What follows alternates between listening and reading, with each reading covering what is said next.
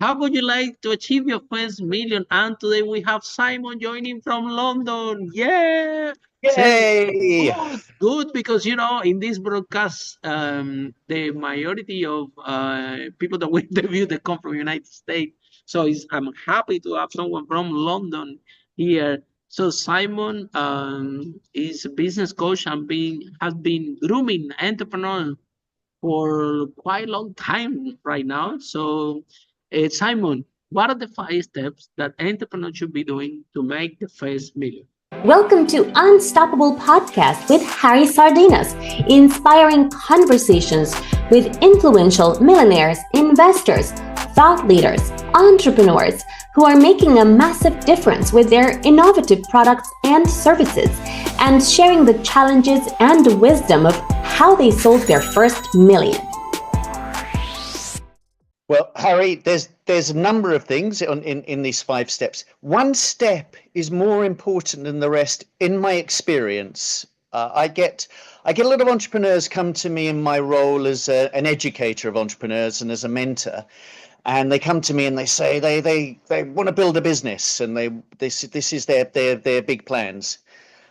The one thing that all of the data points to, so there's great studies out there from organizations like CB Insights about business failures.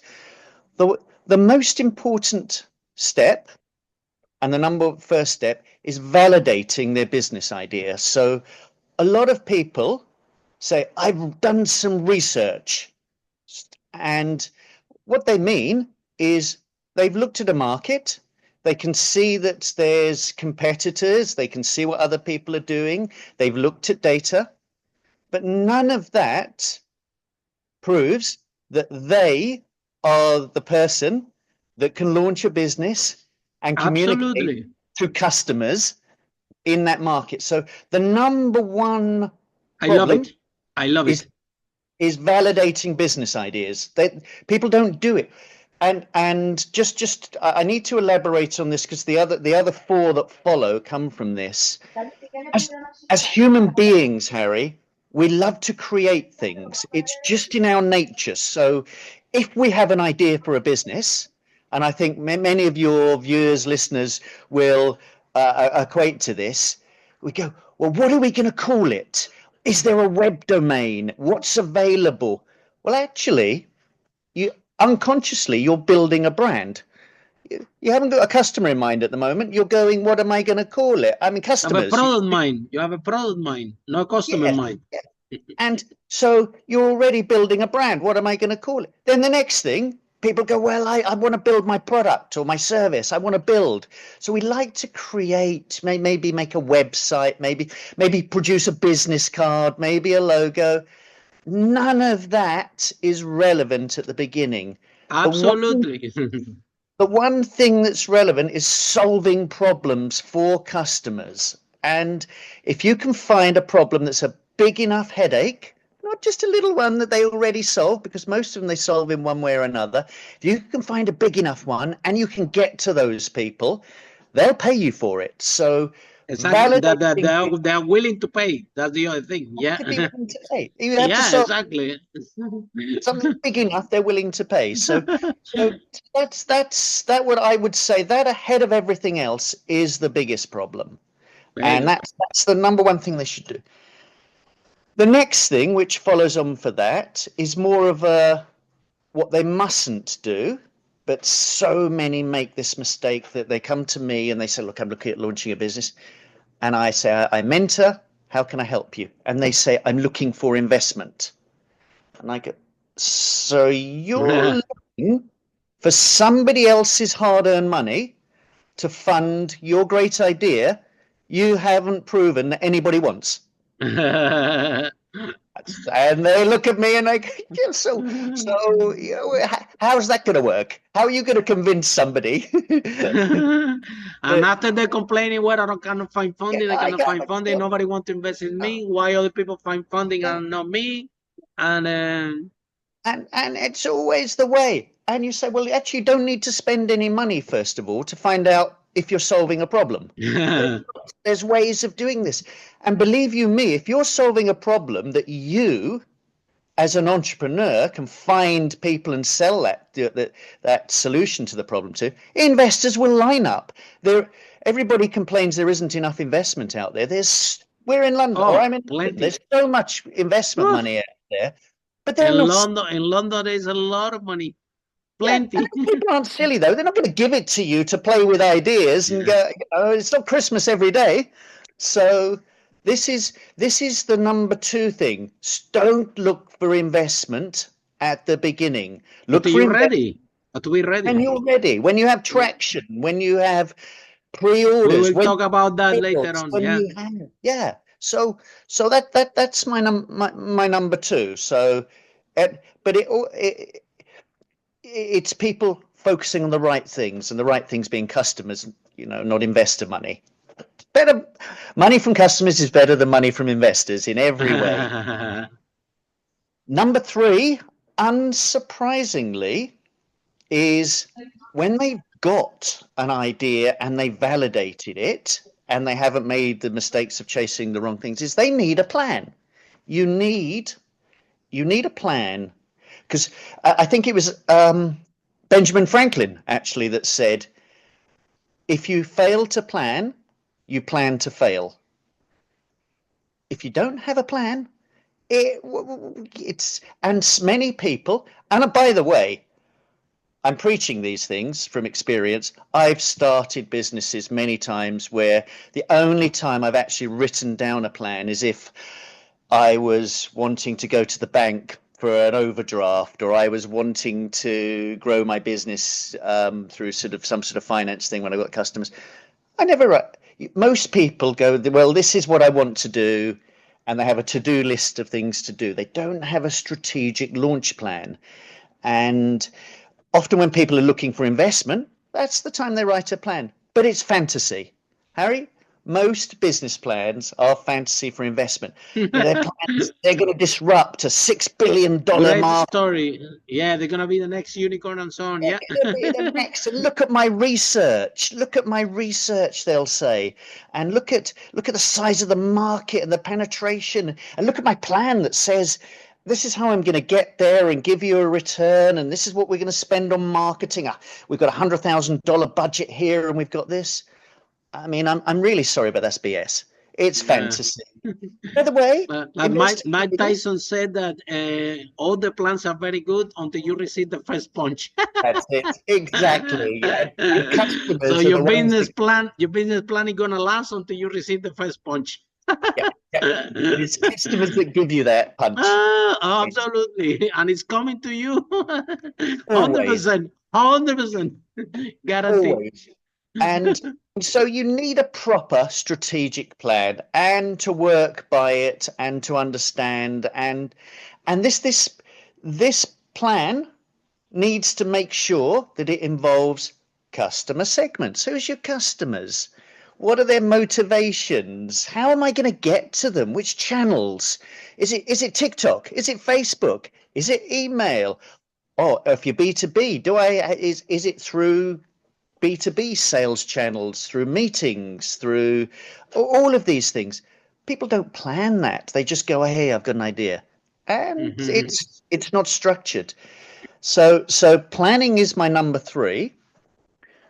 My number four goes in with the planning part of it is, well, if you've got a plan, you need to deliver it. And most companies that want to grow to be millionaires, they need a team. They need people. They need co-founders. It's hard to. It's easier nowadays with AI, because AI can be your part of your team now and roles. But you need the right people. So if you have an idea, you've validated it with customers. And validation can be wait lists and pre-orders and all of these great things. Not research. That hasn't shown you've done anything to find customers. If you've validated it, if you haven't been spending your time seeking investment, if you built a plan, then you need people to deliver it. And oh my gosh, finding the right people is so hard, because normally we start businesses with people we know that are close to us or at college with us or we've worked with before. They aren't necessarily the best marketing manager out there or designer of your new tech system. So it's hard to find these people and motivate them. So that's the big number 4 to me, is finding the right people. But there's a stage to it. First of all, it's finding the right people for the right idea and having a plan to get them to buy in. And my number 5 this one may seem really strange, but it's, if you want to be a millionaire, if you really want to make your first million, don't launch. Don't launch. Don't launch. Put the formation of your company and your launching off as long as possible until everything is in place. Because what happens if you don't, and you launch a little bit early, you might start with a few customers. You might start with this, but then things don't get to the millionaire level. You really need to, when you launch and everything's in place, to be able to accelerate. That's how the big companies work, and that's how people start big companies. And this, you need to have everything ready before you launch. You have to have your customers ready, your team ready, your plan ready, not chasing the wrong things.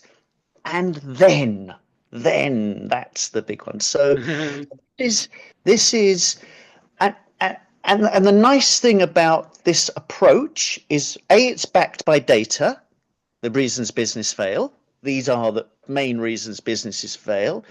So that's important. But the other thing is, at no stage, you as an entrepreneur, do you have to be some genius or have lots of money behind you of building products.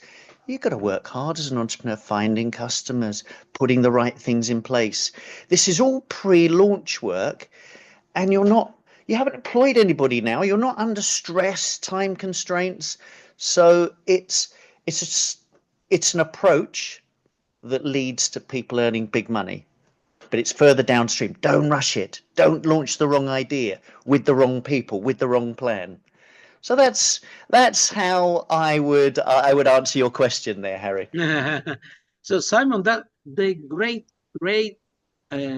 answers. And entrepreneurs, how we become entrepreneurs, like the majority of people that we already interview over 500 millionaires in this podcast, they are all entrepreneurs, and most of the people, they kind of become entrepreneurs by accident, including me, right? So this is the story of most of the people, is that they start to solve a problem for themselves, yeah, and then after, for example, my first company, it was a property business, right? And I was living in London, rent is very expensive. So I was working in the pub. Britannia doesn't exist anymore in Houston Station. I'm telling you, 17 years ago, maybe 18 years ago.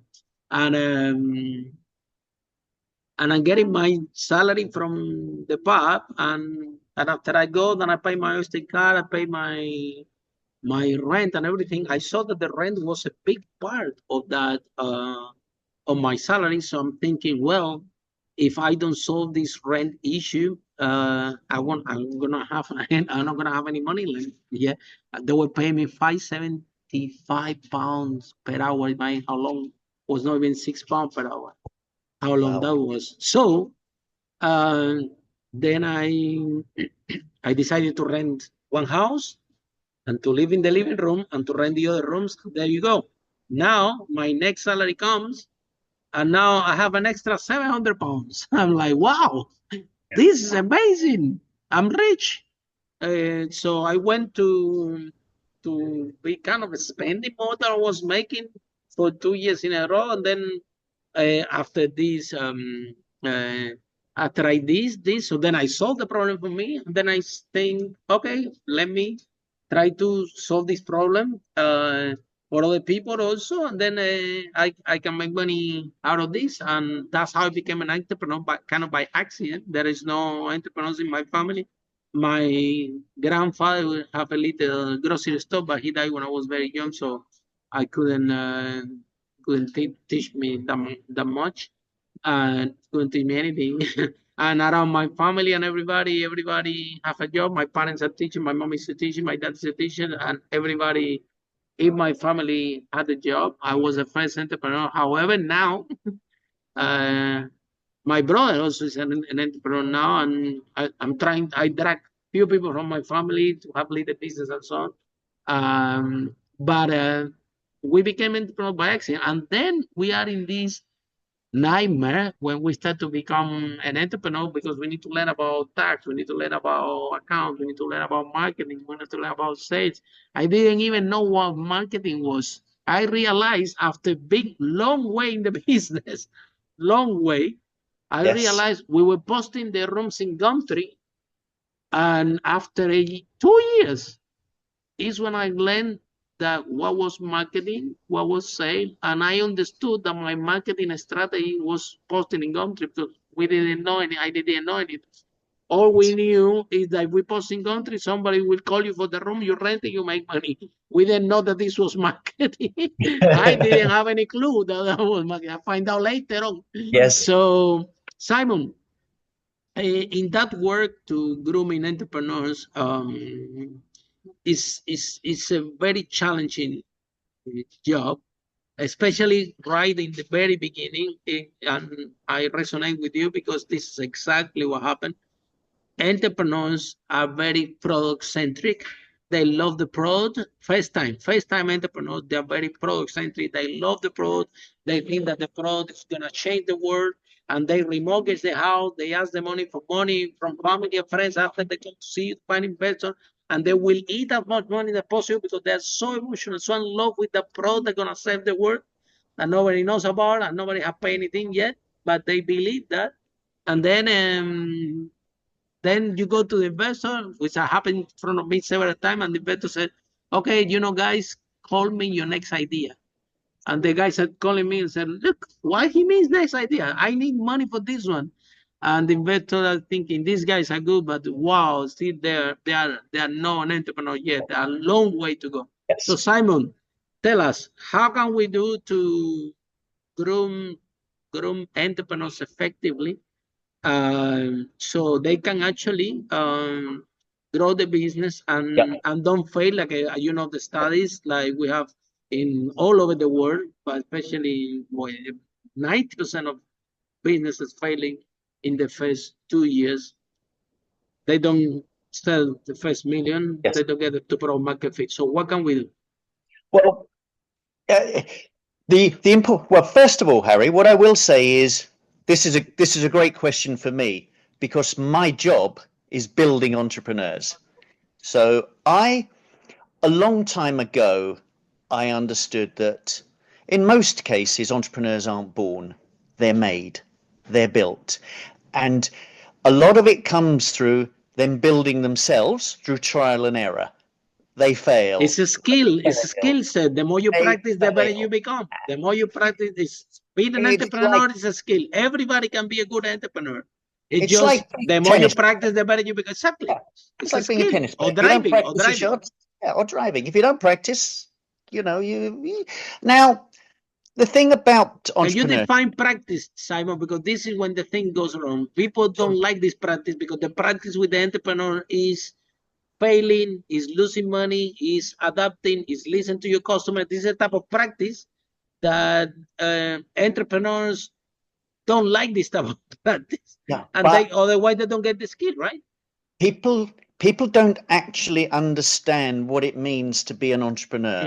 And they don't understand the job of an entrepreneur. What they see is the glamour of the superstar entrepreneurs, the ones they work with. They see the investment these people gain. They see the dream that the exits for so many millions. The exits, and they hear about the failures as if it was just we make all these failures and it's even in this podcast we only hear about successes. So the successes they're all over the place. Nobody talks about failure. And we have a cultural difference. So I'm in the UK where the last thing we would talk about is failure. It's from a shame. Whereas many entrepreneurs, Yeah, well, we've this many businesses have failed. It's a badge of honor, and then we got the one to succeed, and everybody cheers. But no, in the UK, it's like, shh, don't tell anybody that I'm not very good at this. If I tell you all the failures that I have done, I Yeah. will depress you. You will start crying here. All the mistakes that I have.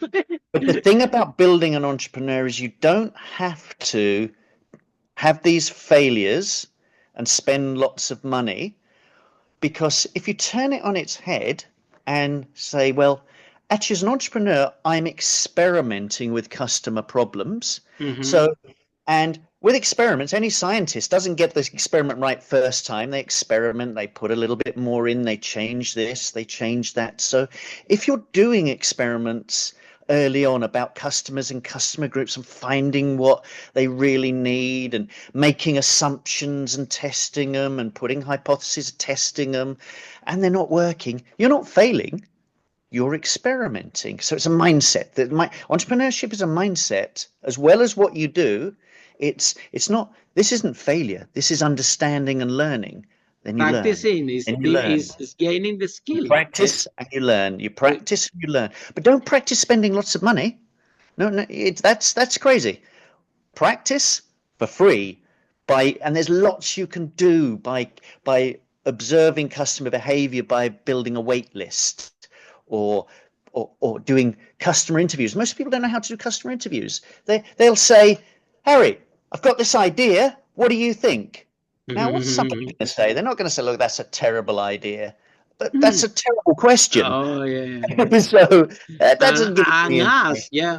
Once I had a brilliant idea a long time ago I put a Harry Spanish tapas. I opened a restaurant in Brick Lane. Imagine that in the middle of all the curry houses. I thought that was a good idea. Bring alternative food, all halal, to the market. Yeah. I'm telling you back of the day, yeah.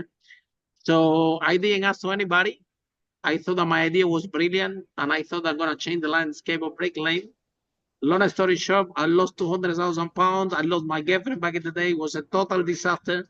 Now you go to Brick Lane, and actually, I think everybody was waiting for me to fail. So after everybody went and do it, everybody said, let's see how much Harry can last with this. And everybody was kind of waiting. And yeah, I was way too early because I didn't have any clue how to run restaurants. That's another thing. That's timing. About the right idea. Yeah. I didn't have any clue how to run restaurants. I didn't have any clue that my property business, we managed to sell over 5 million. This one have huge profit margins and everything. And the restaurant is completely different ballgame. Like in the room business, I have someone that rent the room for £800, and the guy stood in the room 14 years for one client and paid me £100 for 14 years. Then I go to a restaurant, somebody spent £40 and I have 40% food cost, this and that. I'm left with £3. I'm like, what kind of business I end up? You really need to like food. Yeah, I like to eat it a lot, but the business of it is you need to really be passionate about if you want. Those two customers have different lifetime value to you. The one that spent every month for 14 years in the lifetime of their business transaction with you was a lot of money. That's what I was used to. I was used to that. Then I go to a restaurant and I said, this business is going to kill me. But people don't think about lifetime value of customers. They don't think that way. And about customer acquisition also. Look at me. That's the other thing as well with the restaurant. Look at this. I had the brilliant idea that I want. It was, look, I'm right down. Look, in my house, I didn't have any clue about anything. I call it, right and call it Lola Pepe. That would be a good idea. No, I call it my name, Harry Spanish Tapas. Back then I was young. I have a big ego, and I thought I was the king of the world because I was making a lot of money in the property, and I thought that I knew about business.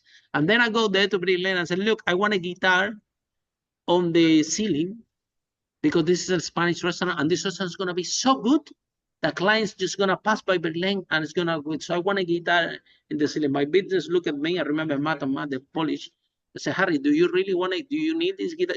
For us to do this guitar in the ceiling, we need to close this restaurant for 2 months. It's a big thing. If you want it, we do it. But have you think this through? Of course, and I think through. Clients will come.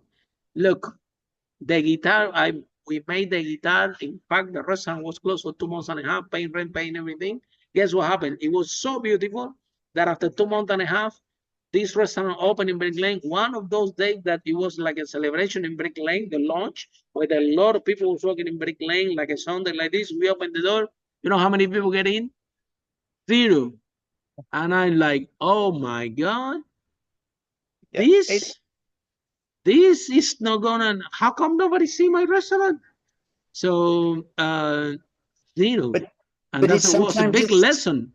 yeah, and sometimes it's timing, sometimes it's presentation.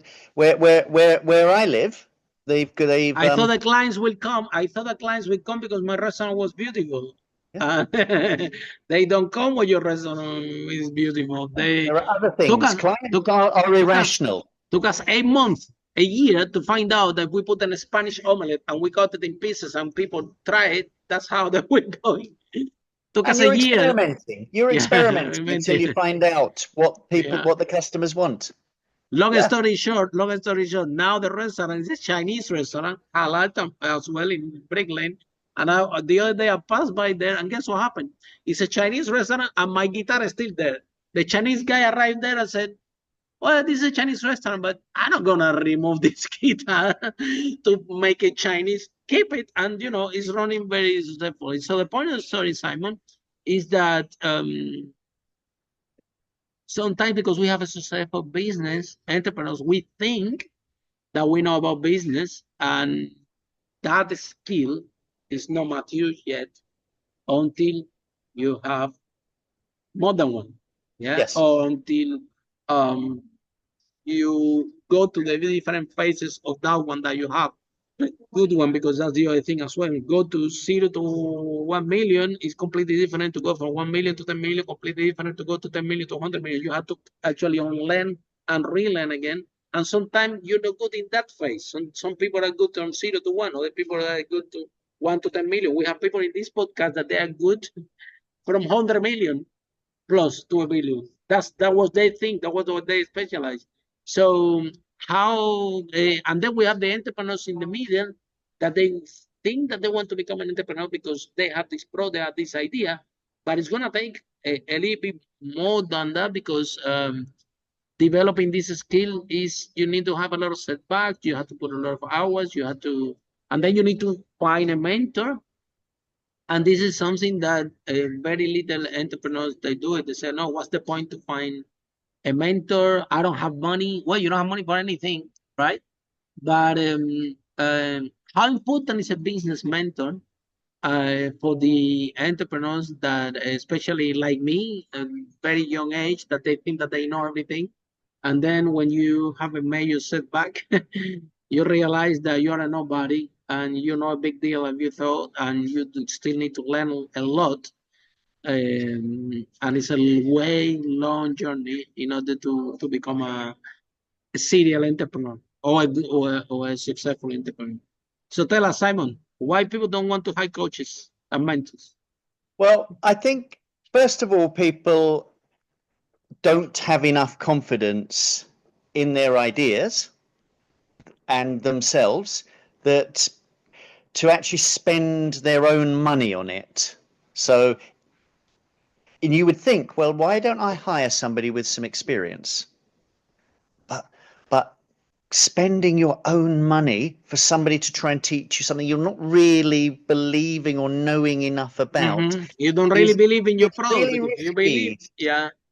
So it's easy, it's easy for somebody to hire a business coach or a business mentor when they're paying for it out of business revenue and they can improve it. But I'm at the beginning and I've only got a little bit of money. And so why should I hire an expert to help me? Because it might not work and I'm going to waste the one little bit of money I've got, and I could better spend it on designing a website because I want to make things. So people, what you often get is people very contradictory. People going, well, they're not willing to invest their own money in their own idea, And so they look for everything that's free or where they can get other people's money because they don't really have enough confidence in it. And then on the other side, I get people, these exact same people saying, well, yeah, but it's such a genius idea. You're going to have to sign an NDA. You're going to have to, this intellectual property. And an NDA, really? The thing you can do is find some people that are interested in this, not try and hide and it. see if they can pay you some money. An idea out there. And see if they can pay you some money before so many NDAs, yeah. So the thing is, people are making the same mistakes at the beginning because they don't know what they don't know, Harry. Where it would be much better for them to get an experienced mentor to point out what they don't know and to guide them and to make them understand the process, to give them some of the confidence of what it takes. That's what a mentor can do. And one of the very important things, as I'm sure you found probably in the early days, is having a network of people around you. You need people around. You can't do this. And then you can't do this without having people to bounce ideas off, or people that can say, I can introduce you to so and so. You want to open up a restaurant? I know somebody who's done this before and can give you. Wow, that would be very helpful for me. I didn't know that even mentors and coaches existed back then. I barely find out what marketing, the definition of marketing. I find coaching and mentorship way long in my career. Actually, when I find coaching and mentorship, it was when after I managed my property business that was going in autopilot, and then I have time and money. Then is when I start to go into events and wow, these people are business coach. Wow, they're meant. Wow, this is really so happy to do this because I cannot have to do it by myself. So I didn't even know that it was a mentorship or people like you. Can you mind if I knew that people like you existed? I just didn't know. That's the truth. We would have become an entrepreneur by accident, like most of every one of them. Now the challenge that I have with Simon, with the entrepreneurs, and it's very difficult to get them out of this mindset, and that's it. They collapse. The company doesn't go forward. Is out of the product mindset. So there is a false misconception that the entrepreneur, they put 80%, it's a rule of 80-20, they put 80% of the money and in developing this great product, yeah, like me with the restaurant. Well, I actually put 100% of the money, but anyway, let's say 80% of the money in creating that product, because the product is not good, nobody's gonna buy it. And now they have very little resources, 10% of the money, 5% of the money to show the product to the market to see if they want to buy. And they say, well, this is all companies, that's how much they spend in marketing, 20%, 50%. And I'm like, no, they spend that now, because now customers is no problem for them, because they already have the process and system to acquire those clients. And that's why the marketing and whatever it costs and advertising, whatever it could be 20%, still I think it's low, but anyway, let's for illustration purposes. But when you're starting a business, it's called minimum viable product for a reason. M. What is this M? So everybody forget about this M. So you create something minimum, and in my opinion, Simon, you get 80% of these resources that you have, whether time, money, whatever, to show to clients to see if they want to buy, in what form they want to buy, and everything. But I don't know, Simon, in your experience, what you find with a startup founder. But to me, I don't know, maybe all come to me, but everybody coming with this mindset, and it's almost impossible to get out of this mindset, to the point that I say, Harry, we don't like your advice. We are gonna look for somebody else. I said, look, you can look for somebody to tell you what you wanna hear is not going to work. It doesn't So, Simon, if I give you $100, okay, in your experience, you do have more experience than me as a business coach. If I give you $100, yeah, as an illustration person, how much of this $100 you will use in product development, creating that prototype, and how much of this $100 you will use it to show it to people to see if they like the product, in what kind of product, and if they're gonna buy, because that costs money. People think that this doesn't cost money. Well, that costs money and cost time in the same way of developing the product. So how you do it, Simon? Okay, so first of all, I wouldn't use any of the money. Wow, I like this one. Without using You will any keep the whole 100%. and without, I would keep the 100, I would keep all of the money Very good. until I know I'm going to be a millionaire. Wow. So, That's and this is how powerful. you do it. That's And this is how you do it. So, it wasn't always this easy. It's actually a lot easier nowadays because we have some incredible things out there that can help us.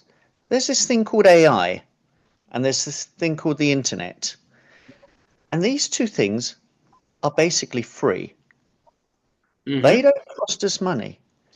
And customers go to places like the internet to look at things and to buy things and to tell you what they like and what they don't like. to tell you what. So they're all there. Now you don't have to spend any money now to find out if you've got a business idea people want. So no money, first of all. Before you build anything, don't build anything, right?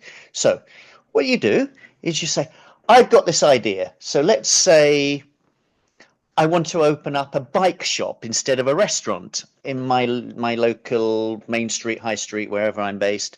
And I'm thinking, well, that's going to cost a lot of money. You know, I've got to get the premises and I've got to get stock and I've got to go. No, don't spend. Well, you couldn't spend 100 to do that anyway.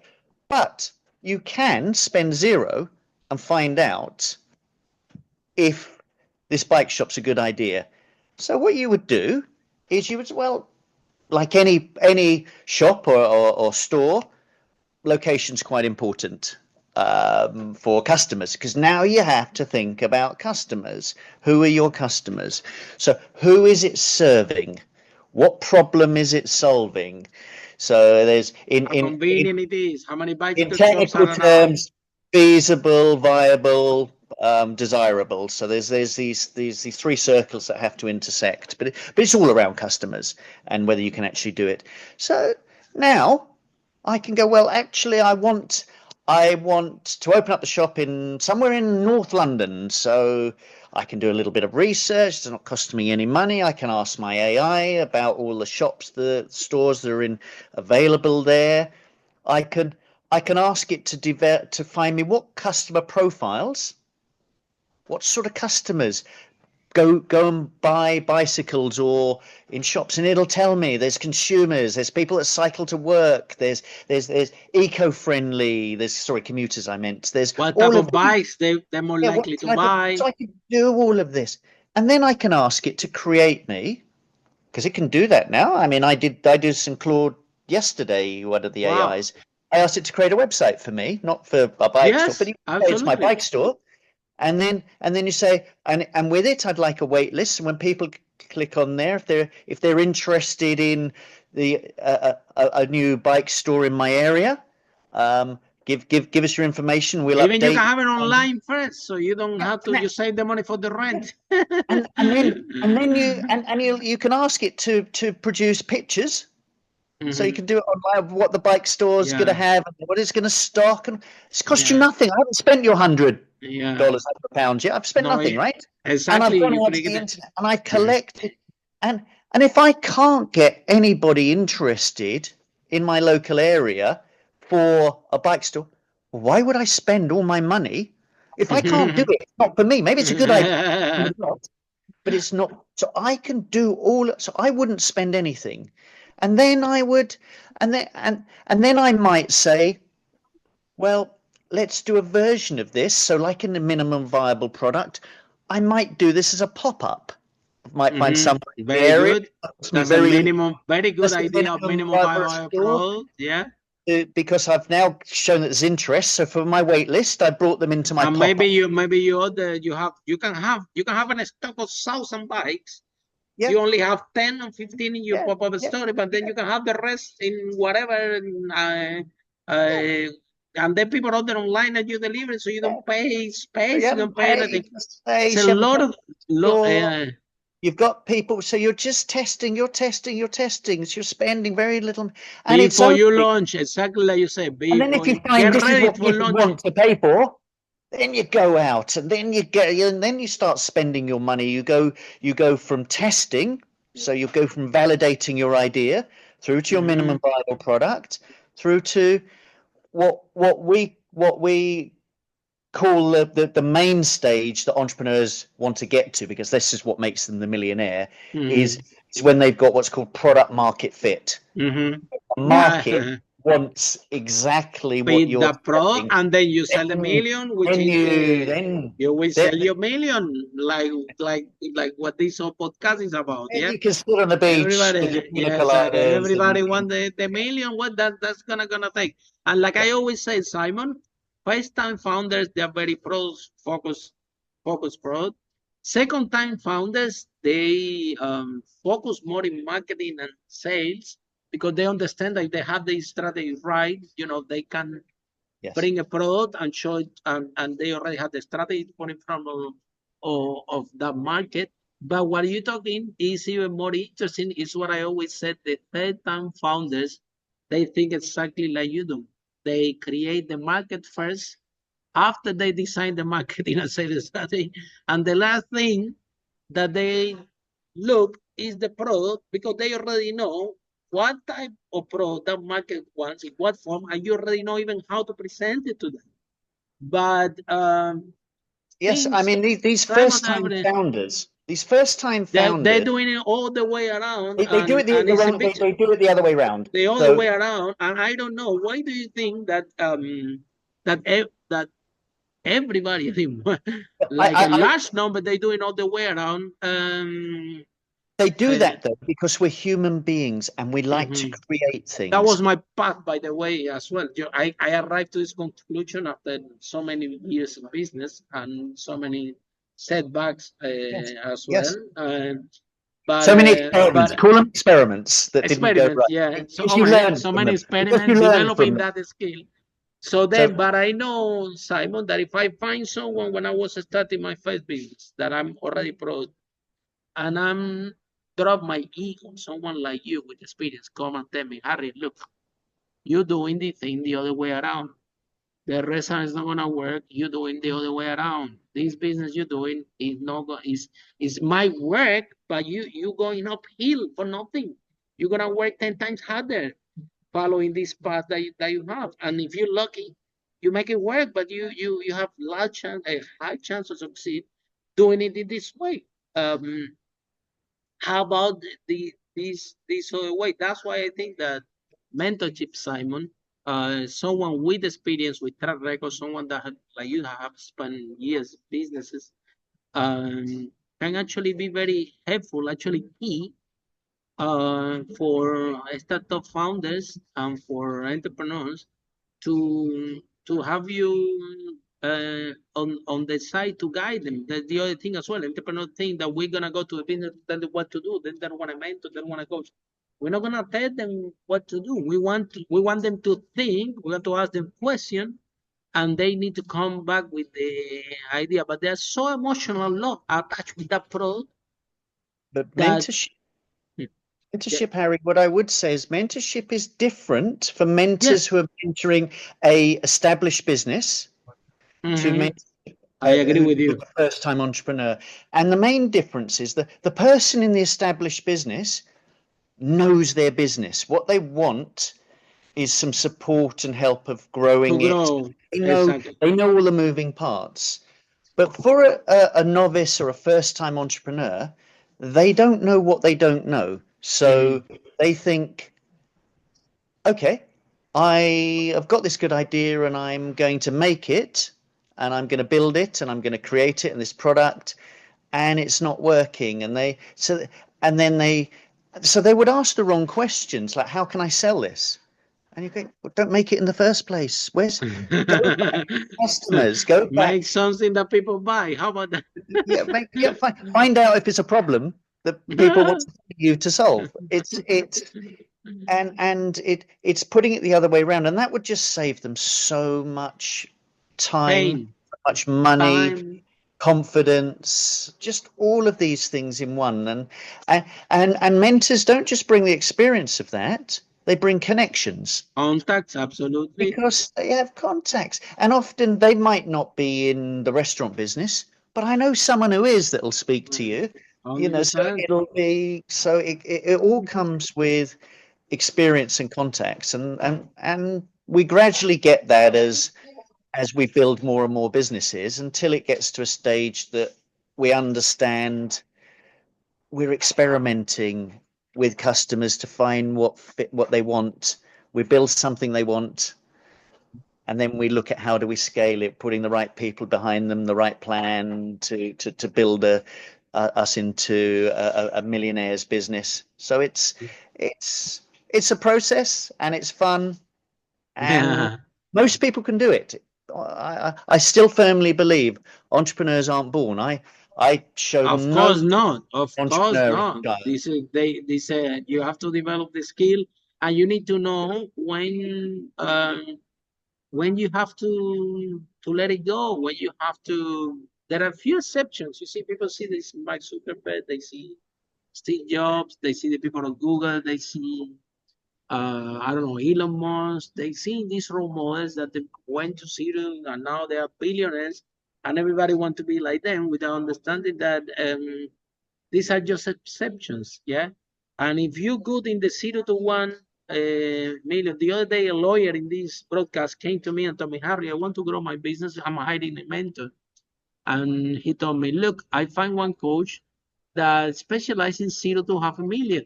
And I'm like, Harry, I cannot work with this coach because I'm already above 500,000. But then I find another one that was helping lawyers from 2 million onwards. And I'm like, well, this coach is not suitable for me because I'm in the middle. So the guy finally someone that take it from 500,000 to 2 million, and he finally started to win. And that guy was specialized only in that thing. So the thing is, Simon, that entrepreneurs, if they want to hire a mentor, I'll tell you what they do. They go to social media, they find a mentor with a Ferrari, with a Rolls Royce, with a whatever, shiny objects, and they say, okay, this is going to be my mentor. They go there, they pay a lot of money, they get very little value, and then they don't believe in mentorship anymore without knowing that, well, that maybe that could be your mentor. Depends what type of mentor, if what type of coach it is, what he specialized, and if he's good in the state. But if he's not, try to find someone that is more ground, that specialize exactly in what you're trying to achieve, and it's gonna be uh, better better suitable. And that's the key of entrepreneurs. If I knew that when I started my business, I would be now in La La Land. Yeah. You've done very I well may for still have a yourself. lot of fun. Yeah, I don't Yeah. regret it. Yeah. So Simon, if someone want to find more about you, about what you do, people from UK and from all over the world, if they need your help and expertise, you really know what you're talking about. Yeah.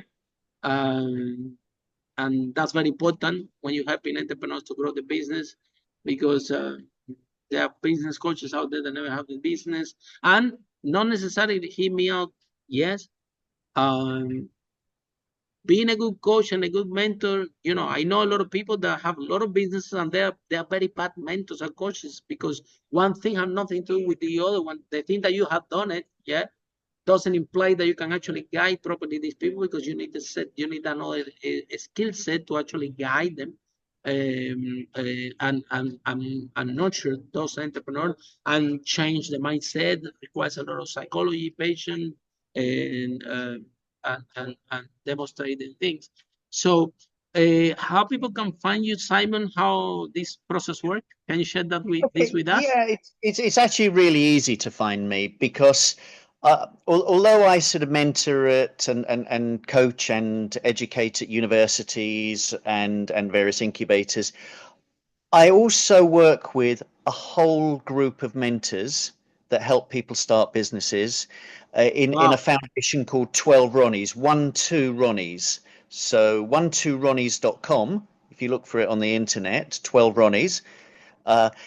And the best way to engage with this whole network of people, if you want to start a business, is on the homepage. When you go to 12ronnies.com, there's some information about there, but there's a big red button, and the big red button is basically a quiz, an assessment that people take. It's a few questions. I think it's 8 questions off the top of my head, but you fill in the 8 questions. And you obviously have to put your email address with it so we can contact you back.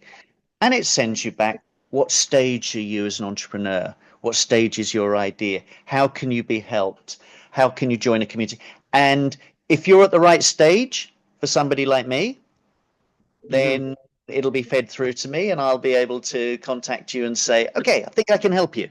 And then we can have a chat. But it's, if you like, on the 12ronnies.com website, it's the quiz that lets you understand, but also lets us understand. And it might be that another mentor's more suited to you, not me. It's but Which is, so well, as long as exactly that's a very good approach actually, to just put the right mentor from the right yes, entrepreneur. That's also we have, at the end of the day, the main value of this podcast, what we believe that all entrepreneurs should be happy, healthy, and wealthy, because as entrepreneurs, we take more risk of anybody.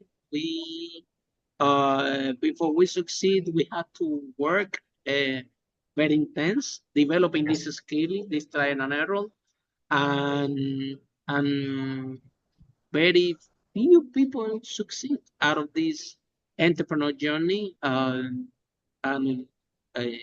it's we need to bring more awareness that if you want to diminish your risk and get more close to success, despite that you always hear the victories, even in this broadcast, and you hear, oh wow, so many people becoming millionaires doing businesses. I want to become an entrepreneur. Okay, you have to be able to listen this broadcast. You have to learn the information, learn what you're getting into. And this is not 100-meter run. This is a marathon because you need to develop the skill. Entrepreneur, they are not born. They made themselves practicing entrepreneurship. The more you practice, the better you become. And it's like an athlete. If you want to reach your gold medal and you want to succeed, it would be a good idea to have a coach and mentor to keep you on track and to guide you into the path. Thank you so much, Simon, and for you following this broadcast. See you in our next episode. How brave entrepreneur like Simon break that wall and achieve the first million. Bye for now. excellent. Bye-bye.